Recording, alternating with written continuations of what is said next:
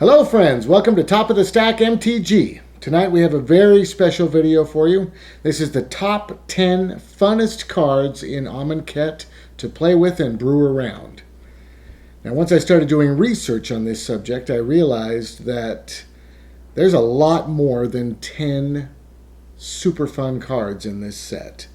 So I think I need to switch it up a little bit, and I'm going to try to do the top 10 funnest category of cards in Amonkhet. Good. All right, let's get headed on here. So I've got notes on my phone and I've got notes in this book. So I'm going to be bouncing back and forth. It's going to be a little crazy just because the set's not out yet, so I don't have them. But I've got it here. So here we go. I got a couple honorable mentions. The first one is going to be monuments. The monuments should be super fun to play with. Depending upon which one you pick, the colors of that creature are one less to cast. I'm looking at Hazaret's Monument, the red one. So red creature spells you cast are one less to cast. Now I do need to warn you, if the creature is a 1-drop, if it costs 1 mana, and that 1 mana happens to be a mountain, this won't affect the price. You can't take a generic mana away from a 1 mana cost 1 mountain creature. There is no generic mana in there. This only subtracts from generic mana. So if it costs a mountain and 2 generic mana, then this will make it a mountain and 1 generic mana. So that's great. But if you got goblins or something, super aggro, this may not help you at all, just to say out loud. But the monuments are super fun. They'll be great to add to decks. The rest of this red is whenever you cast a creature spell, you may discard a card. If you do, draw a card. So that's great. Try to get some card advantage for red because it's seriously lacking. So that's a wonderful thing. The monuments are very cool. Honorable mention. Another honorable mention is going to be the Planeswalkers. Now, I know the Planeswalkers are super fun, of course. Everybody wants to get them. Everybody wants to use them. The reason Planeswalkers are just an honorable mention for me is because I find them very hard to pick one theme for them. It's difficult. Like, I'm looking at Nissa here, the new Nissa, which I was so excited about. The power's amazing. I was going to throw it right into a ramp deck. And then I realized that she's also blue. So you have to have blue mana. So now you've got blue and green. And I don't know. Should you put blue in a ramp deck? You know, and of course you can. You can do whatever you like. That's the beauty of this thing. But I really like themes, so I kind of want to stick to what green does and use green. So the Planeswalkers can be a little bit rough for me, trying to figure out where exactly they go. So I made it an honorable mention. But you guys, of course, are going to do whatever you like with them. That's another important thing I should say. The order of this list doesn't really matter. Right? This is probably the order that I like them in, which doesn't say anything about you. It just says things about me. So you pick what you like, and you can create your own order or just build the decks you want. So good. Planeswalkers, honorable mention. They're very cool. On to Cycle. Cycle is a very, very interesting mechanic that you can use to build a deck. The cycle card that I have here is Shadow of the Grave. And this is neat because if you cycle a bunch of cards in one turn, then you can turn around and use Shadow of the Grave to get all of those cards back. So that's tons of fun. If you're looking to build a cycle deck, of course. But you do have to build around it. Right? You probably shouldn't put Shadow of the Grave in a sealed deck. If you're going to build a sealed deck for a tournament, don't use Shadow of the Grave. But if you build around it and make a deck specifically about cycling, I think it also says discarding, which is very cool. So, or if you discard a lot of cards in your deck, you can play Shadow of the Grave, get all of those cards right back. Super fun. Cycling is going to be a blast. It's very powerful. The more we play with it, I think the more it's going to grow on us. I think it's going to be a very, very important piece of Frontier and Standard. It's great. Okay, so number 9 is -1/-1 counters. This is another super fun idea that you can build a whole deck around. You can put -1/-1 counters on all of their creatures throughout the entire game. Talk about excellent removal. The card that I'm looking at is the Archfiend of Ifnir. It's a flyer, a 5/4. It's 3 and 2 swamps. Whenever you cycle or discard another card, put a -1/- counter, a -1/-1 counter on each creature your opponent controls. That's incredible. So I picked this card specifically. There are tons of cards that place -1/-1 counters, but I picked this one because it also works with cycling. So this is a cycle card and a -1/-1 counter, which means maybe you could kind of build a deck that does both of these things. So that's very cool. But like I was saying, there are many, many cards that do -1/-1 counters, so you can build an entire deck on this. All right, moving on. Let's get to number 8, the cartouches. Cartouches are incredibly cool. Let me grab this one right here. This is the Cartouche of Strength, the green cartouche. So anytime you play, boy, my machine is messing up here.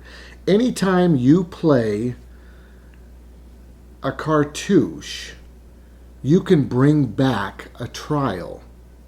We haven't talked about the trials yet, but that's a really neat thing that adds to the value of cartouches. If you're going to build a cartouche deck, you might want it to be a cartouche/trial deck so that you can play a really cool trial. It'll sit on the battlefield because it's an enchantment, I believe. It just sits there. And then when you play a cartouche, you pick the trial back up into your hand. So whatever powers these cards are giving you, you're getting them again and again. And if you have 3 sitting out, and you 3 trials sitting out, and you play 1 cartouche, all the trials go back up into your hand. Super fun. I have no idea what the deck's going to look like eventually, but cartouches and trials are going to work very well together. And trials are number 7, by the way. So cartouches are number 8, trials are number 7. I put them back to back right there because they work so closely together. You don't have to play them together, but they're super fun if you do. All right, so let's see. What trial do I have here? I grabbed Trial of Zeal. This is the red trial. So this says, when Trial of Zeal enters the battlefield, it deals 3 damage to target creature or player. When a cartouche enters the battlefield under your control, return Trial of Zeal to its owner's hand. That's what I was telling you. So, if you play Trial of Zeal, it costs 3 mana and it does 3 damage. So, this traditionally, for me, doesn't qualify as the best burn spell, because normally I like burn spells to cost less than the amount of damage they're doing to the player. But in this case, because you can pay 3, play it, do 3 points of damage, then play a cartouche, pick it back up, play it again. Because of that card advantage that red is suddenly receiving, I believe this is maybe even better than your average 3 burn spell, 3 points of damage burn spell, because you can do it over and over, depending upon your cartouches, of course. So it's great. It could be a lot of fun, cartouches and trials. All right, moving on. Number 6 is the Gods. The Gods are super fun. I'm looking at Oketra the True. This is the white god. Double strike, indestructible. Oketra the True can't attack or block unless you control at least 3 other creatures. Then you can spend 4 and create a 1/1 white warrior creature token with vigilance. So she makes tokens. Excellent. Excellent. I mean, a 4-drop. She's a 4-drop that's a 3/6. That's great. And she's creating these little tokens with vigilance. The only negative that I found to this card is she doesn't make cat tokens. She makes creature tokens that are white warrior creatures. So humans, I guess. But still, excellent. All the gods are excellent like that. You can build a deck around one specific god or do like some kind of 3-color and use 3 gods. Great value in them. Just excellent cards. They're going to be super fun. All right, on to number 5. Tokens. So a token deck. There are some specific type of token decks that I'm going to talk about further down the list, but these white warrior tokens, of course, are a good example for a token deck. There are a few different things that can give your tokens pluses. So if you can make a bunch of tokens and get pluses for those tokens, a token deck is going to be a blast. It's going to be very popular, especially with some of the older Planeswalkers. They also make tokens. Just great.